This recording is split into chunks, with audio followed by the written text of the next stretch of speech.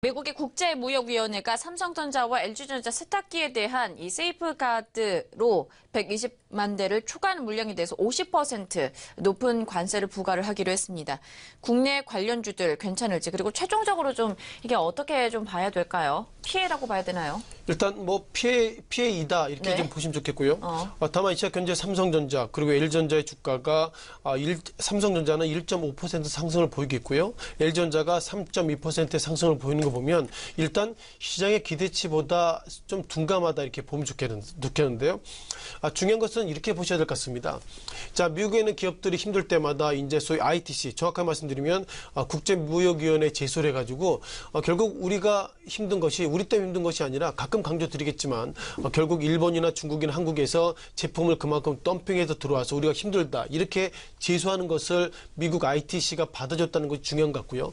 어떻게 보면 세탁기가 상당히 큰 품목은 맞지만 예상보다 그렇게 큰 품목이 아닌데 이런 것까지도 일단 ITC 입장에서 보면 어쨌든 한국 기업이 미국 기업에 영향을 준 것은 맞다 이렇게 판정을 내는 것이 가장 부담되는 것 같습니다.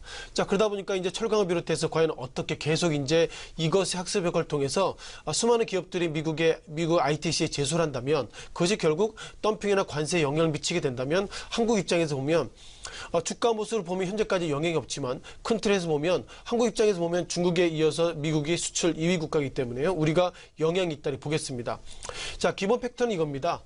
자, 120만 대까지는 미국의 수출에도 좋다. 단 120만 대에서 플러스 한 대라도 초과되면 그때부터는 관세를 50% 정도 부과하겠다는데요. 50% 부과 의미보다도 그만큼 미국에 들어오는 것을 반대한다. 이런 어떤 암묵적인 의미이기 때문에 이런 부분들이 상당히 좀 커지고 있다 보겠습니다. 강조드렸던 것처럼 세탁기까지도 이렇게 할 정도면 과연 이것을 우리가 과연 이제 미국에서 뭘 가지고 장사할지 그런 부분들이 고민인 것 같고요. 과거 시기에도 애플이 삼성전자의 휴대폰 쪽도 일정 부분 수출이 안 됐던 것, 때로 관세를 부과했던 그런 학습효과가 있다면 이제 미국에 있는 모든 기업들이 이제는 매출 가지고 고민할 거 없습니다. 즉 미국에 들어오는 각국의 세이프가드를 가동해가지고 그만큼 수입이 적게 들어오게 만드는 것만으로도 미국 기업들은 충분히 매출 입장에서 보면 상당히 승세가 있다 이런 말씀을 드려보겠고요. 지난 시기에도 상당히 좀 이슈가 있었습니다. 아시는 것처럼 태양광 관련돼서 퍼트 솔라 입장에서도 물론 OCI나 몇몇 종목들이 영향이 없지만 태양광 관련돼서도 결국 우리가 그만큼 실적이 부진하는 것이 중국에서 덤핑해서 들어옵니다. 이런 얘기를 하고 있는데요. 여기서 좀 엄밀하게 좀 보실 것이 있습니다. 어떻게 보면 우리가 미국 입장에서 보면 한국의 삼성전자, LG전자의 어떤 세탁기 이런 부분들이 덤핑해서 들어온다는데요.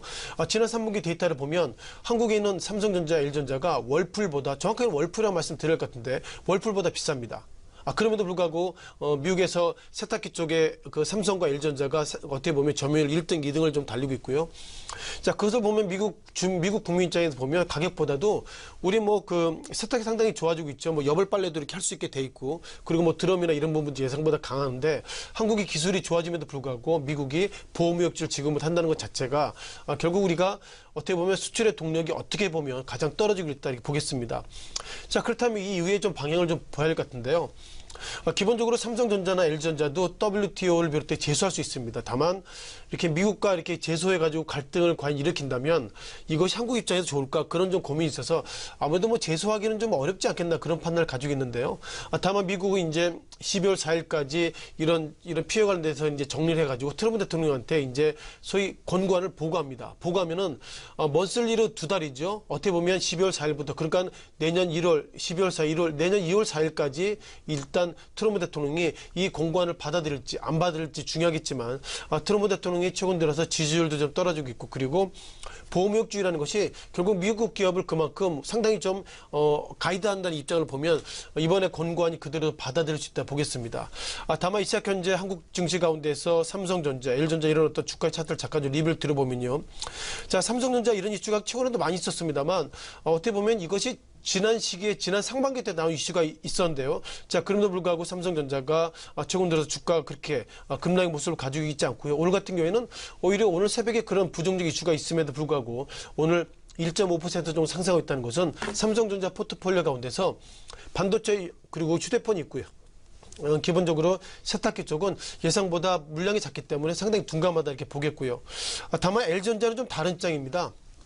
L전자가 우리가 알고 있기에는 뭐 백색가전의 뭐 대표자로 볼 수 있는데 백색가전의 대표자면 상당히 충격이 있음에도 불구하고 오늘 오히려 삼성전자보다도 더 급등한 즉 2.8%의 상승을 보면 오늘의 모습을 보면 삼성전자와 L전자 세탁기 부분에 영향 없다 보겠지만 중요한 것은 내년 1월, 내년 2월 정확하게는 내년 한 해 온기 기준으로 보면 기본적으로 미국 관련돼서 세탁기 쪽의 매출은 좀 줄어들 수 있다. 이런 부분들이 수익에는 영향을 미칠 수 있다. 즉 유의성이 있다. 이렇게 말씀드리겠습니다. 네.